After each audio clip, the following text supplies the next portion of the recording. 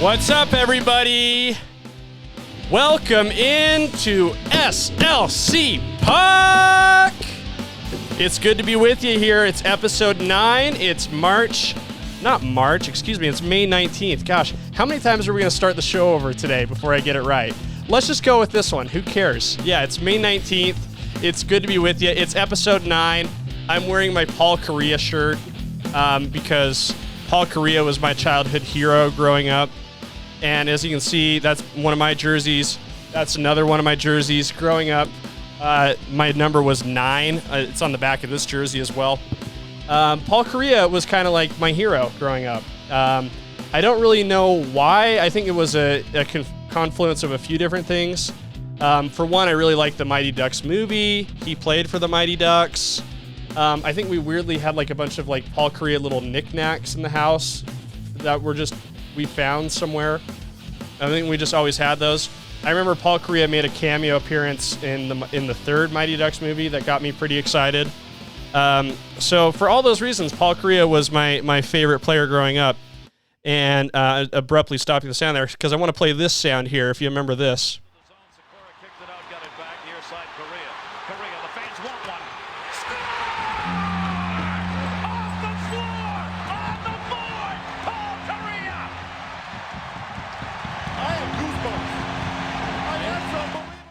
If you remember, that was Paul Kariya scoring that big goal in Game 6 of the 2003 Stanley Cup Final. That was right after Scott Stevens crushed him in the middle of the ice and possibly almost killed him.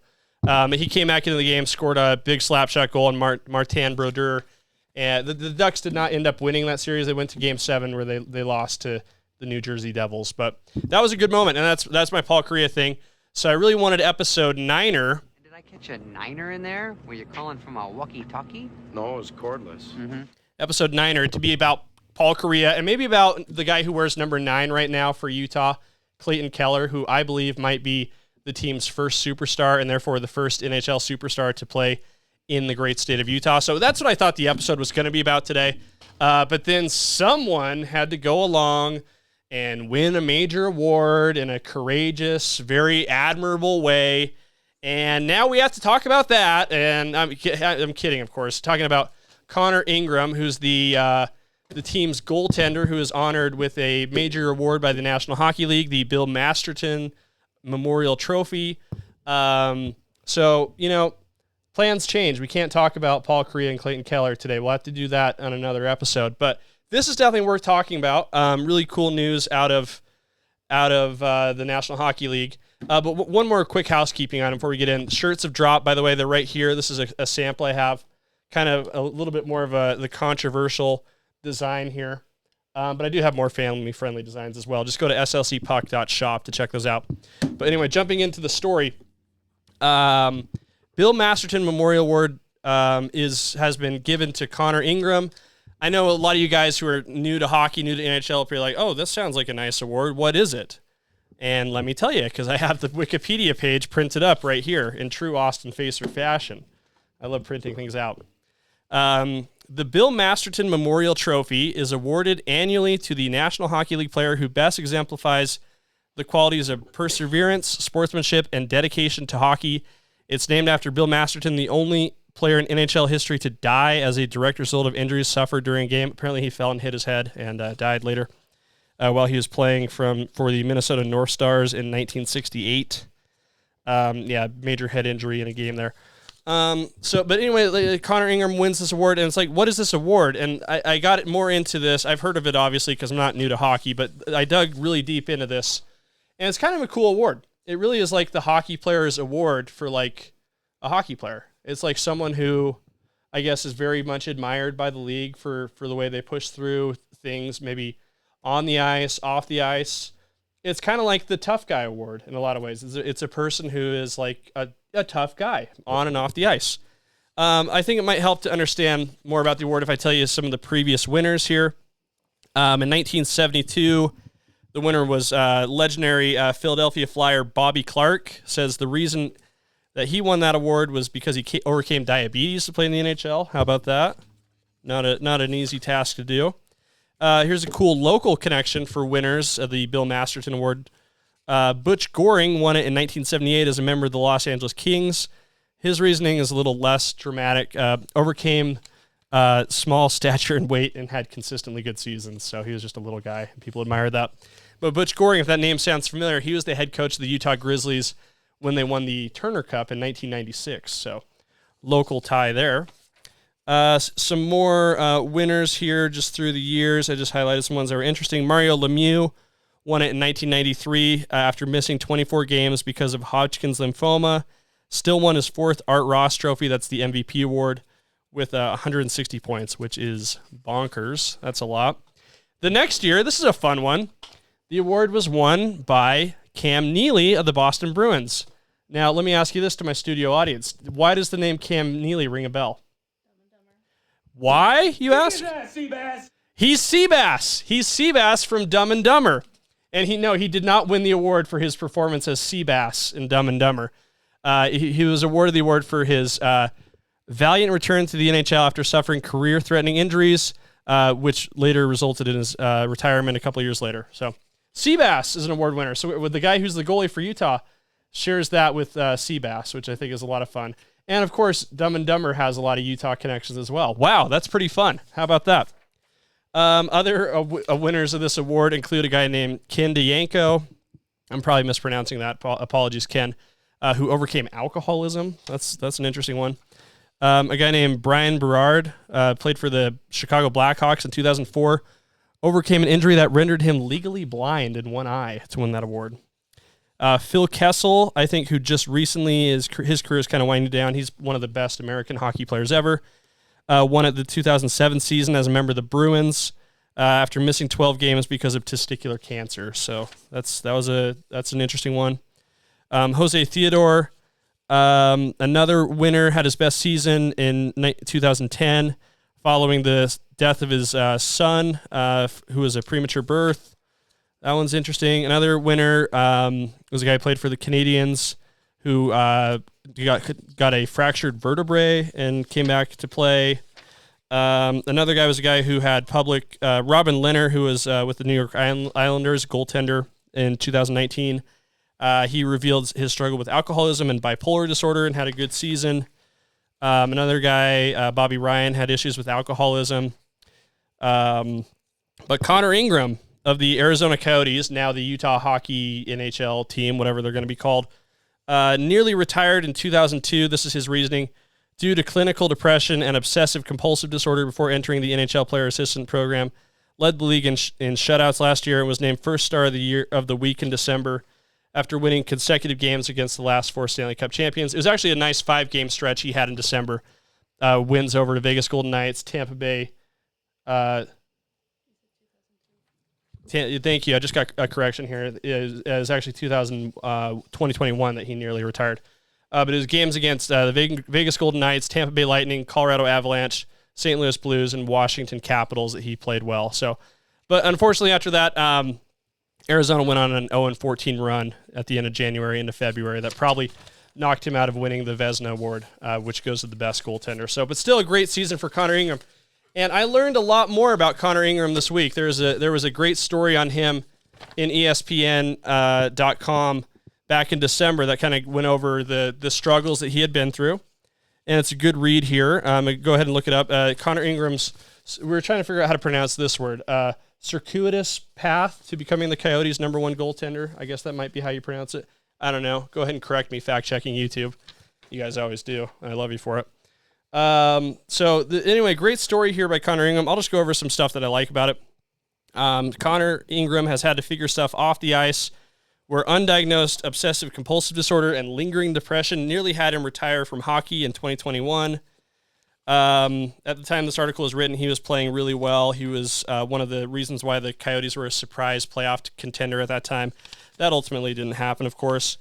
But at the time, the Coyotes were playing really well, and Ingram was a big reason why.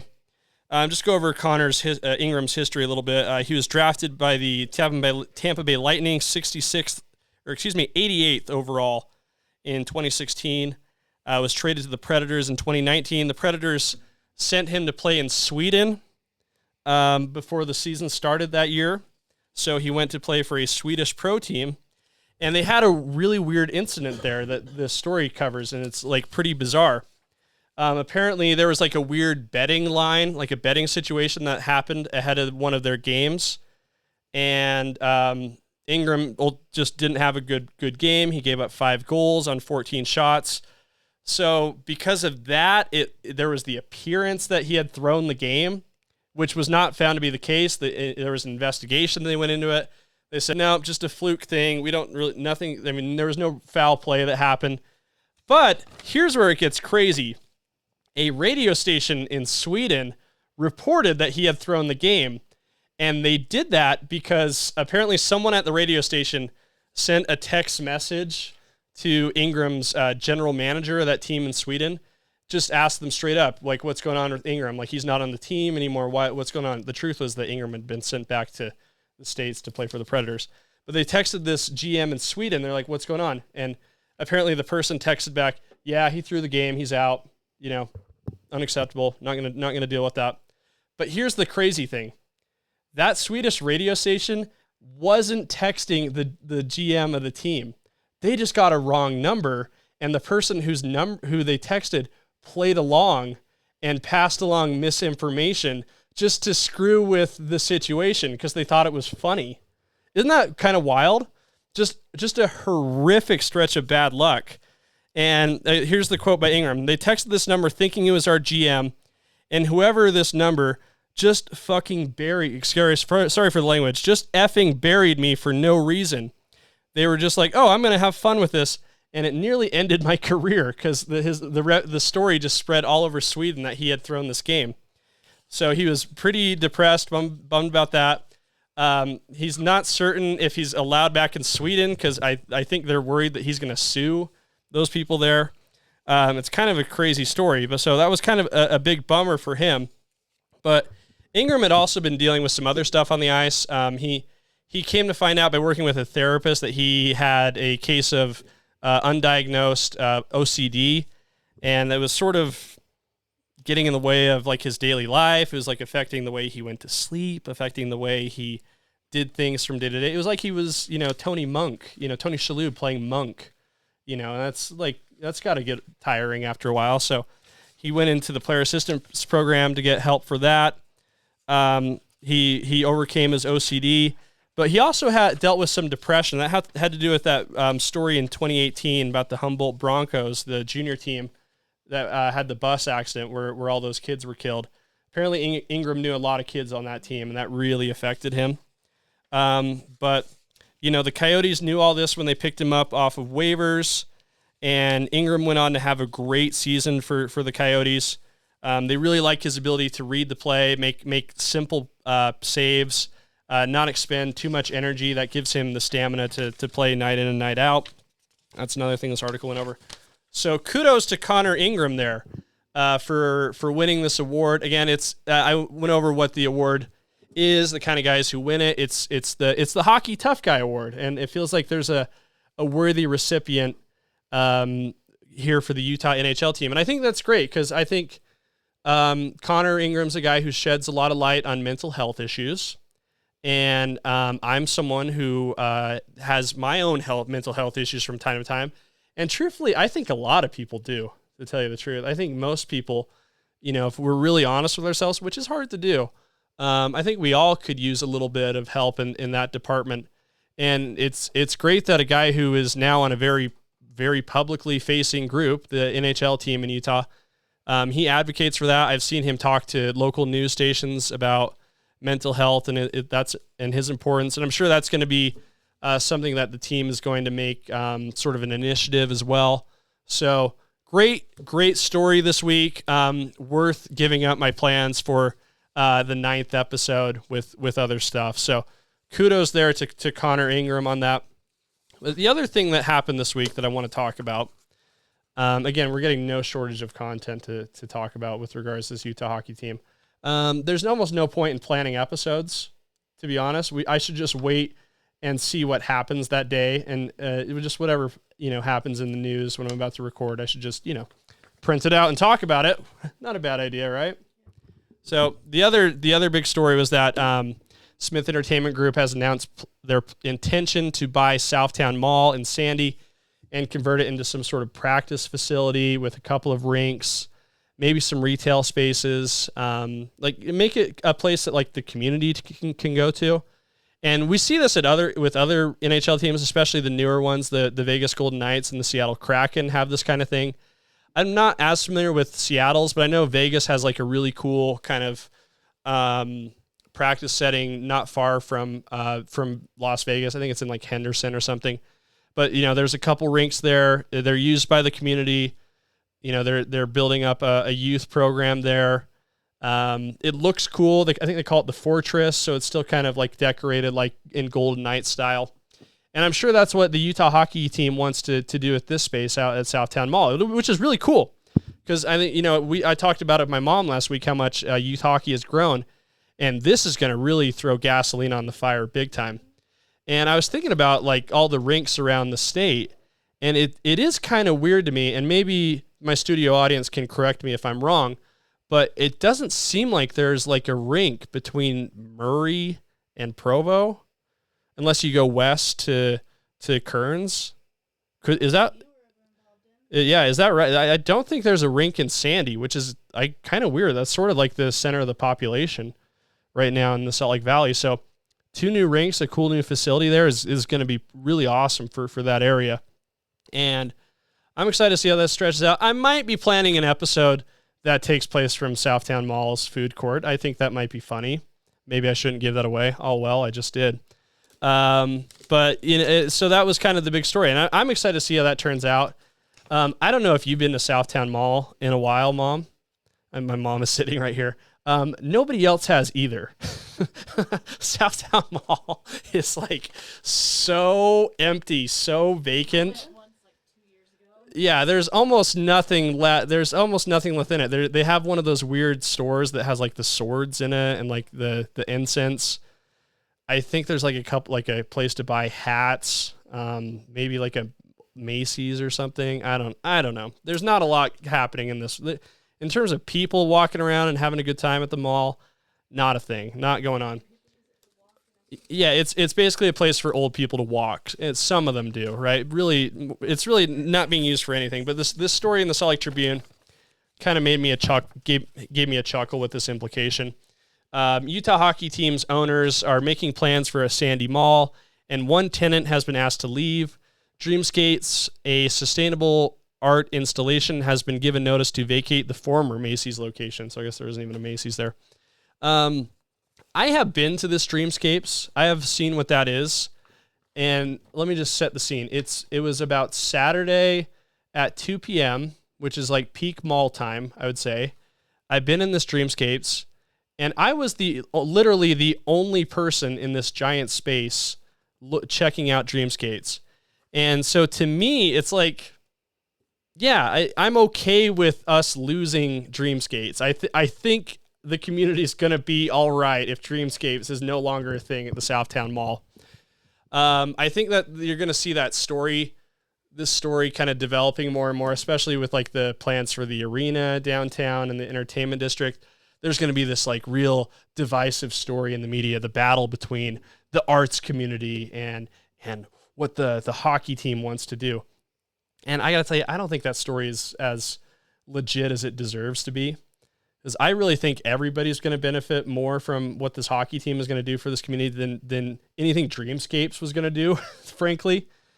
I mean, not to say that art isn't important. If there is a major art event happening in downtown Salt Lake City, you will probably see me there. I do like the art scene in Salt Lake quite a bit. I really do. But when you think about what's going to happen at this space, it's going to be pretty cool to see a place where the community can gather. Hundreds of kids are going to get into hockey and get all the fulfillment that comes out of that. I know I was one of those people, one of those kids who got fulfillment out of hockey at a young age. There's not room for everything in the space that we have here in Utah. That's true. Things are just growing. But, I am willing to trade Dreamscapes for a couple of rinks in Sandy. I am sorry, arts community, but that's something I'm willing to say. I'll fully cop to the fact that there are a lot of people who don't like sports and who don't see the value in it, but it's their space. Smith Entertainment Group is buying that. I am certain there are going to be ways they're going to get the arts community involved in something to get people excited about the team and to celebrate the community. But that's just the way it is. And I think people are going to have to be okay with that. We're going to see more and more things change and come into fruition that way. So those were the two big stories I just thought we should talk about: Connor Ingram and what's happening at Southtown Mall.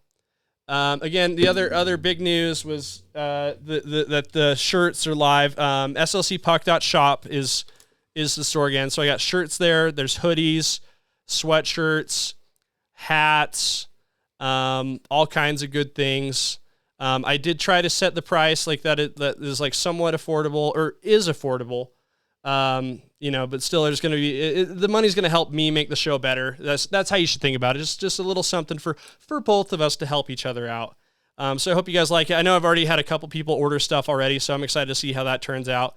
And I'm going to make a really concerted effort to send a very nice thank you to everybody who does that. So really appreciate that. But again, big thanks to everybody who's helping make this thing grow, make this thing what it is.